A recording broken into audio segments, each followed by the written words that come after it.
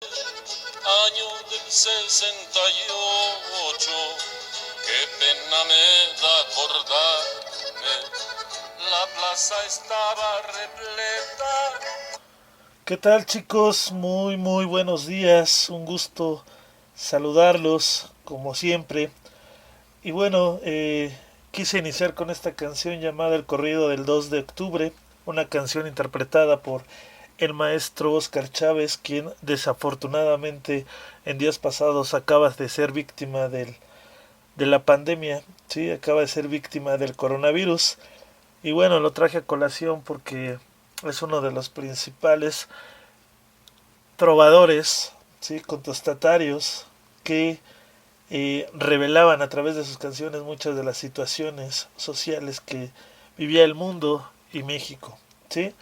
Pero bueno, vamos a continuar con el movimiento de 1968, uno de los temas que me agradan, pero no me agradan por lo que acontece, sino me agradan porque hacen mella en los jóvenes, en los adolescentes, porque fue un movimiento en los cuales participaron jóvenes, ¿sí? De su edad, jóvenes que estaban en la preparatoria, ¿sí? Donde también trabajaron, más bien participaron estudiantes universitarios, profesores administrativos de las universidades públicas.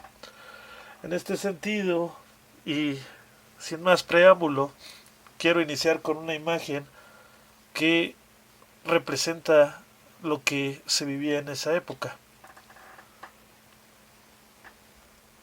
Y bueno, aquí la tenemos. ¿Sí? Esta imagen pertenece a una de las movilizaciones que se vivió durante este año, en 1968. Cabe mencionar, y lo vamos a ver ahorita, que este movimiento no se da en el mes de octubre, sino que se empieza a gestar desde mediados del año 1968. ¿Sí?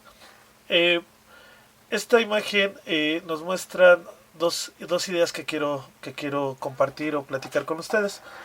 En la primera dice, no queremos Olimpiadas, queremos revolución. En ese momento, en 1968, estaba a flor de piel todo el movimiento y toda la ideología que se venía manifestando en el país vecino de Cuba. ¿Sí? Como ustedes saben, uno de los personajes más importantes de este movimiento fue Ernesto El Che Guevara. En ese momento, pues los jóvenes empiezan a adoptar, ¿sí? Todas estas creencias, todos estos pensamientos de libertad, de justicia, de igualdad, ¿sí? Que motivaban a que los jóvenes vieran al mundo con otros ojos, ¿sí? Que reflexionaran de otras maneras, ¿sí? Y que adoptaran toda esta noción de revolución. ¿Sí? Hay un lema que viene también en la imagen de abajo, referente a lo siguiente: hasta la victoria siempre. ¿Sí? Unidos venceremos. Y un mapa de Sudamérica. ¿Sí?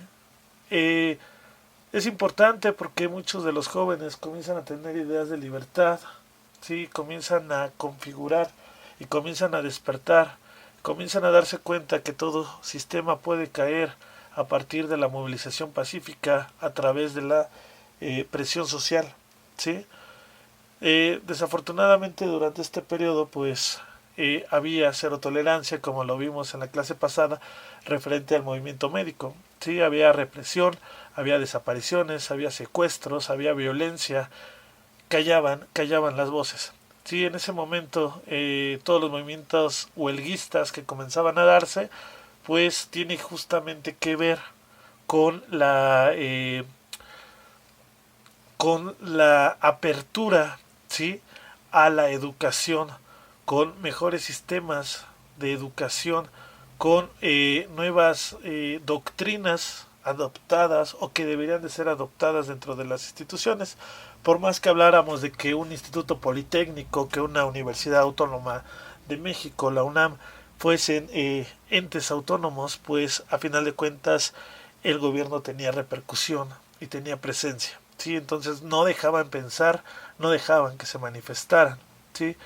Algo muy importante aparte de lo que les platico sobre la Revolución Cubana, es que en estos momentos, en este periodo, pues se llevaron a cabo las Olimpiadas de 1968. Y algo que no le gustaba, no le agradaba al gobierno, era creer, ¿sí?, que el mundo vería a México como un país intolerante, un país donde los jóvenes, los estudiantes podrían hacer lo que ellos quisieran y podrían llegar a sabotear las Olimpiadas. Entonces, pues esas son así como que las primeras ideas que surgen, las primeras situaciones que empiezan a surgir y por qué se comienza a reprimir todo este tipo de manifestaciones, a pesar de que estas movilizaciones no nada tuvieron que ver de inicio con demandas estudiantiles, sino más bien, y lo veremos ahorita, fue a partir de un problema que hubo entre escuelas. ¿Okay?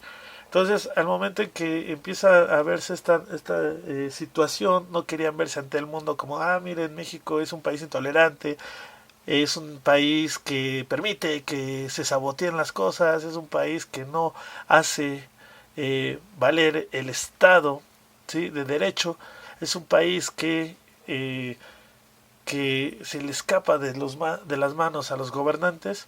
Entonces es cuando empiezan a tener cierta represión, ciertas circunstancias que violentan a los que participaban en esos movimientos, en esas movilizaciones, en esas manifestaciones.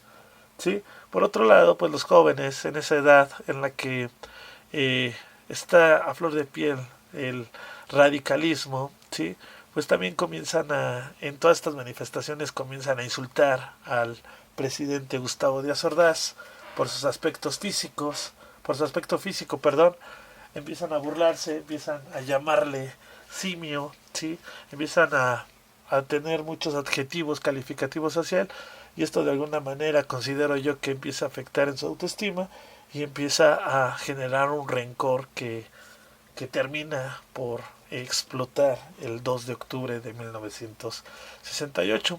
Les traigo estas situaciones no para generar amarillismo, sino básicamente para reflexionar, ¿sí?, hasta dónde pueden llegar los líderes de una nación si se sienten